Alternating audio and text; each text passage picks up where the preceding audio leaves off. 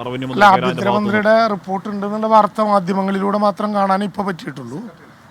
ആഭ്യന്തര സെക്രട്ടറിയുടെ ഏതോ തരത്തിലുള്ള റിപ്പോർട്ട് ഉണ്ടെന്നുള്ള വാർത്ത മാധ്യമങ്ങളിലൂടെ കാണൽ മാത്രമേ ഇപ്പോൾ നടന്നിട്ടുള്ളൂ.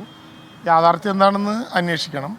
പൂരവുമായി ബന്ധപ്പെട്ട് അദ്ദേഹത്തിൻ്റെയും പൂരവുമായി ബന്ധപ്പെട്ട വിഷയങ്ങളെയും സംബന്ധിച്ച് പോലീസിൻ്റെ മുമ്പാകെ ഒരു അന്വേഷണ കമ്മീഷൻ നടത്തിയിട്ടുള്ള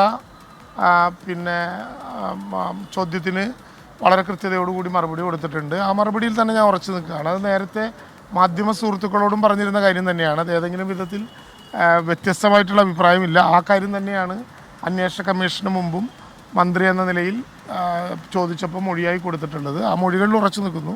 ആഭ്യന്തര സെക്രട്ടറിയുടെ റിപ്പോർട്ട് എന്താണെന്നുള്ളത് നോക്കിയതിന് ശേഷം താങ്കളുടെ മൊഴി കൂടി അടിസ്ഥാനമാക്കിയിട്ടായിരിക്കും ആ തരത്തിലുള്ളൊരു റിപ്പോർട്ട് സ്വാഭാവികമായും സമർപ്പിച്ചിട്ടുണ്ടാകും. അപ്പോൾ അക്കാര്യത്തിൽ ഒരു സന്തോഷം ഉണ്ടാവുമല്ലോ. അല്ല, ഞാൻ പറഞ്ഞത് സന്തോഷത്തിൻ്റെയും ദുഃഖത്തിൻ്റെയും പ്രശ്നത്തിലില്ല. പോലീസിൻ്റെ അന്വേഷണത്തിൻ്റെ മുമ്പാകെ ചോദിച്ച ചോദ്യങ്ങൾക്ക് കൃത്യതയോടുകൂടി യാഥാർത്ഥ്യം പുറത്തു വിട്ടു. ആ യാഥാർത്ഥ്യം അവർ അന്വേഷണ കമ്മീഷൻ ഉൾക്കൊണ്ടിട്ടുണ്ടാകും.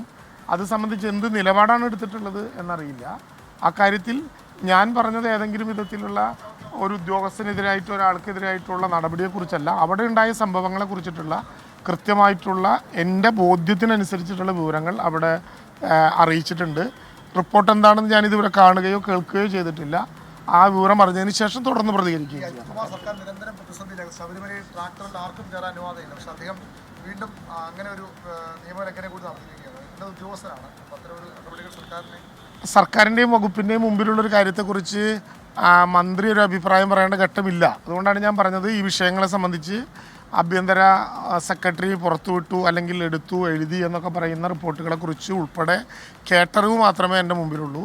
അറിവിന് ശേഷം പ്രതികരിക്കേണ്ടതാണെങ്കിൽ അപ്പോൾ പ്രതികരിക്കും. ഒരാൾ ഒരു വിവാദത്തിൽ പെട്ട് കഴിഞ്ഞാൽ സ്വാഭാവികമായും അടുത്ത സ്റ്റെപ്പിൽ ഒരു സൂക്ഷ്മത പാലിക്കേണ്ടതാണ്.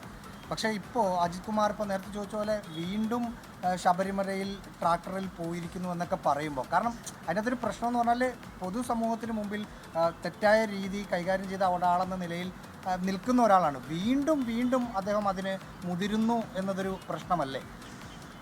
മലയാളത്തിൽ വകതിരിവ് എന്നൊരു വാക്ക് പറയും. അത് ഓരോരുത്തരും ഉണ്ടാക്കിയെടുക്കേണ്ട ശീലങ്ങളാണ്. അത് പ്രത്യേകമായിട്ട് ഏതെങ്കിലും ട്യൂട്ടോറിയലിൽ നിന്നോ യൂണിവേഴ്സിറ്റിയിൽ നിന്നോ പഠിപ്പിക്കുന്നതല്ല. ഓരോരുത്തരുടെയും ശൈലി സ്വഭാവം അനുസരിച്ചിരിക്കും. വിവരങ്ങൾ വരുമ്പോഴാണ് നമ്മൾ നോക്കുക. വകതിരിവ് വേണം എന്നാണ് മന്ത്രി കെ രാജൻ പറയുന്നത്. എന്തായാലും ഈ പറയുന്ന രീതിയിൽ ട്രാക്ടർ യാത്ര, പൂരം കലക്കലിൽ ആഭ്യന്തര സെക്രട്ടറി റിപ്പോർട്ട്, എല്ലാ കാര്യങ്ങൾക്കും അദ്ദേഹം മറുപടി പറഞ്ഞു.